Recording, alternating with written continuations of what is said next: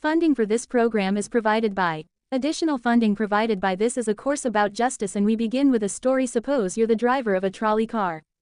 And your trolley car is hurtling down the track at 60 miles an hour, and at the end of the track you notice 5 workers working on the track. You tried to stop but you can't, your brakes don't work. You feel desperate because you know that if you crash into these 5 workers they will all die. Let's assume you know that for sure.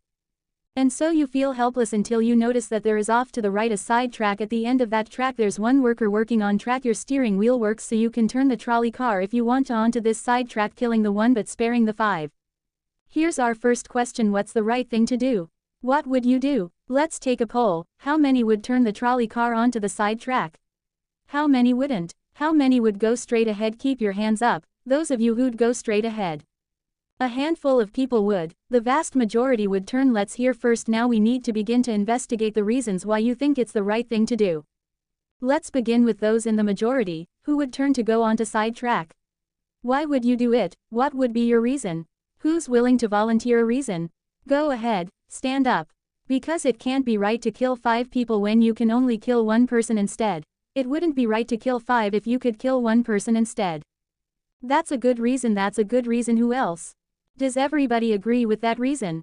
Go ahead. Well, I was thinking it was the same reason. It was on 9/11. We regard the people who flew the plane into the Pennsylvania field as heroes because they chose to kill the people on the plane and not kill more people in big buildings.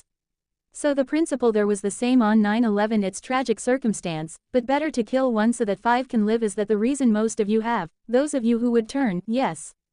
Let's hear now from those in the minority, those who wouldn't turn. Well, I think that same type of mentality that justifies genocide and totalitarianism. In order to save one type of race you wipe out the other. So what would you do in this case? You would, to avoid the horrors of genocide, you would crash into the 5 and kill them. Presumably yes. Okay, who else? That's a brave answer, thank you.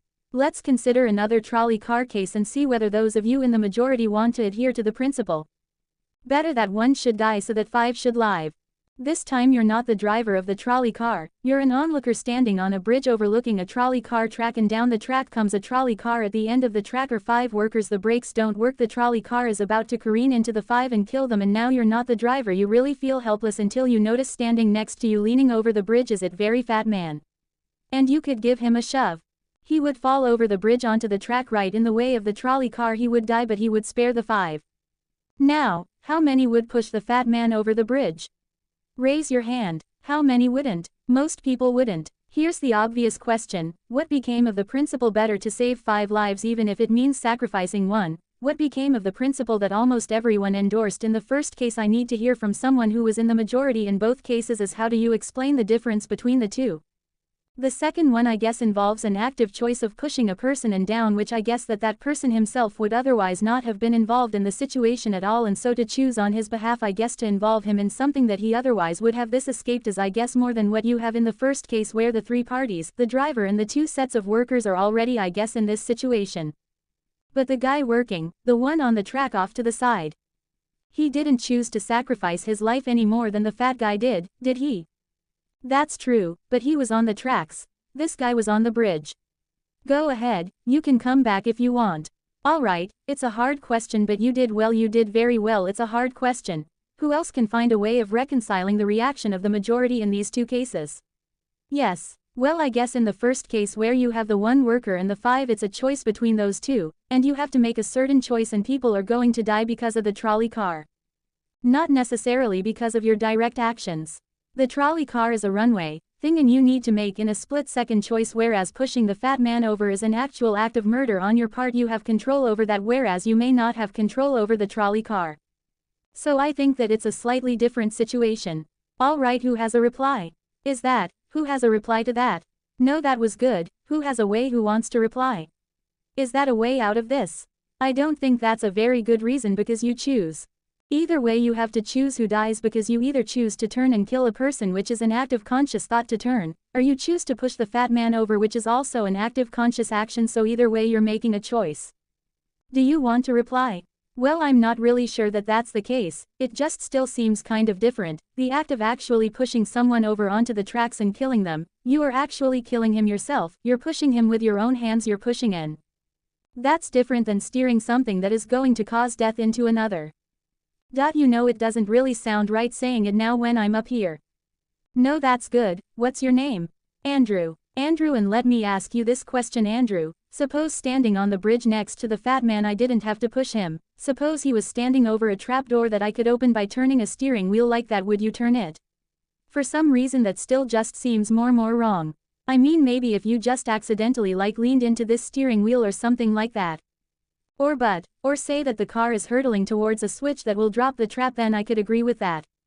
Fair enough. It still seems wrong in a way that it doesn't seem wrong in the first case to turn, you say, and in another way, I mean in the first situation you're involved directly with the situation, in the second one you're an onlooker as well. So you have the choice of becoming involved or not by pushing the fat man. Let's forget for the moment about this case. That's good, but let's imagine a different case. This time you're doctor in an emergency room.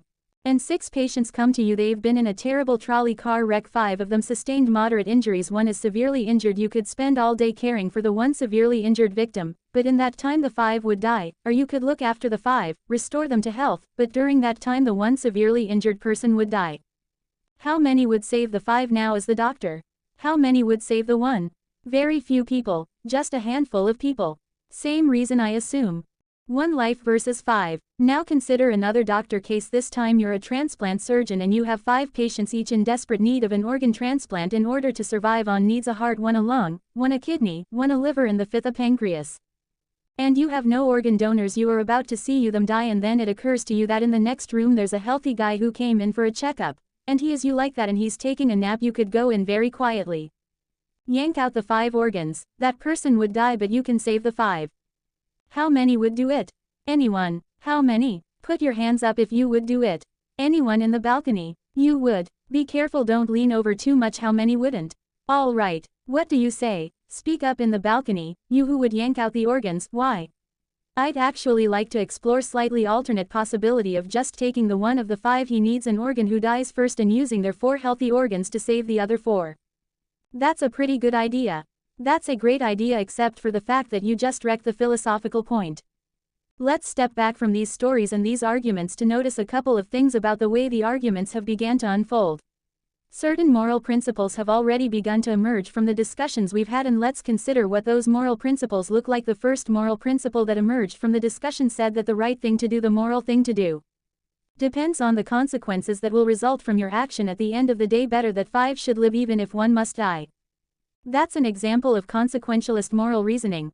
Consequentialist moral reasoning locates morality in the consequences of an act, in the state of the world that will result from the thing you do. But then we went a little further, we considered those other cases, and people weren't so sure about consequentialist moral reasoning when people hesitated to push the fat man over the bridge or to yank out the organs of the innocent patient. People gestured towards reasons having to do with the intrinsic quality of the act itself. Consequences be what they may. People were reluctant. People thought it was just wrong, categorically wrong, to kill a person, an innocent person, even for the sake of saving 5 lives. At least these people thought that in the second version of each story we reconsidered. So this points a second categorical way of thinking about moral reasoning.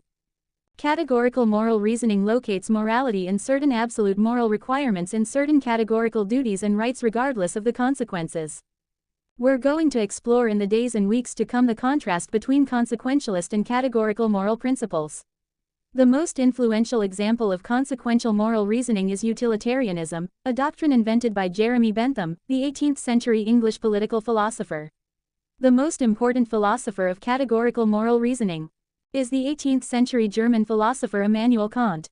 So we will look at those 2 different modes of moral reasoning, assess them, and also consider others. If you look at the syllabus, you'll notice that we read a number of great and famous books. Books by Aristotle, John Locke, Immanuel Kant, John Stuart Mill, and others. You'll notice too from the syllabus that we don't only read these books, we also all take up contemporary political and legal controversies that raise philosophical questions.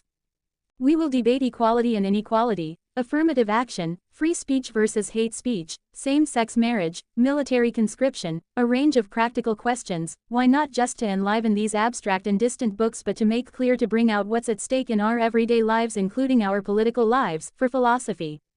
So we will read these books and we will debate these issues, and we'll see how each informs and illuminates the other. This may sound appealing enough, but here I have to issue a warning. And the warning is this: to read these books in this way, as an exercise in self-knowledge, to read them in this way carries certain risks that are both personal and political, risks that every student of political philosophy have known. These risks spring from that fact that philosophy teaches us and unsettles us by confronting us with what we already know. There's an irony: the difficulty of this course consists in the fact that it teaches what you already know. It works by taking what we know from familiar unquestioned settings and making it strange. That's how those examples worked the hypotheticals with which we began, with their mix of playfulness and sobriety. It's also how these philosophical books work.